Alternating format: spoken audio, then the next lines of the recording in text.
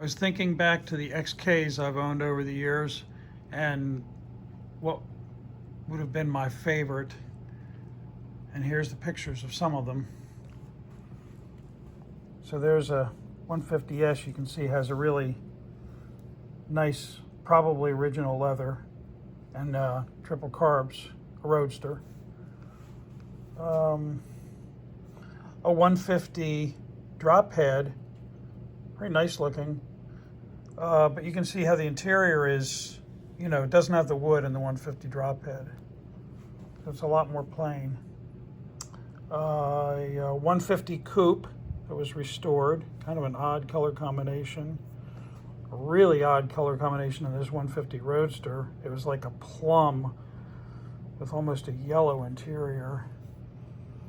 A 140 Roadster, you can see it has a blue, looks like it has a blue firewall.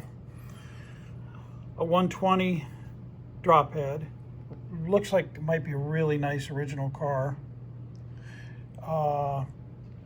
Problem with the 120 is the cockpit is smaller, and it's 3 inches shorter, and that 3 inches makes a big difference in terms of getting in and out of the car. A 150 Roadster, and you can see how plain the interior is. And a lot of people feel like the body of the 150 is more bland. And my favorite car that I think back to over the years was a car like the car we're looking at today, the 140MC drophead.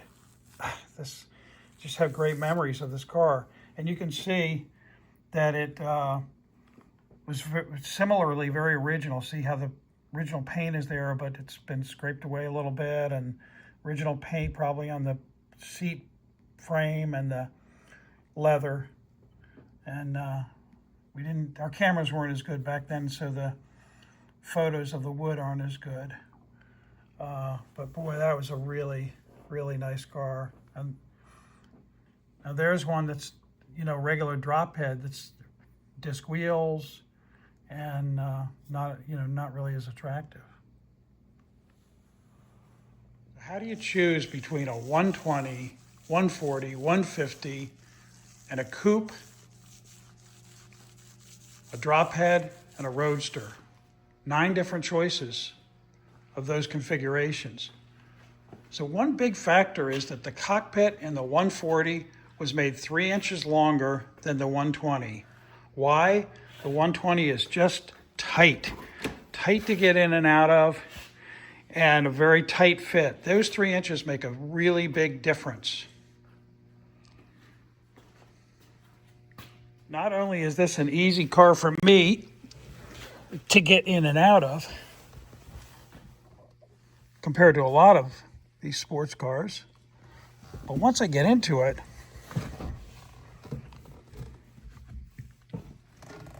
I'm comfortable. Headroom, steering wheel, leg room. The steering wheel is not hitting my knees. It does on a lot of these cars. The shifter is not pushing up against my leg. There's room here. So why a drop head? Well, one reason is because this is actually a more luxurious car than the Roadster. In this car, you have a top with a headliner. It's much more luxurious. With the Roadster, you have a much smaller top, and it goes down right behind the seats. It's a smaller cockpit.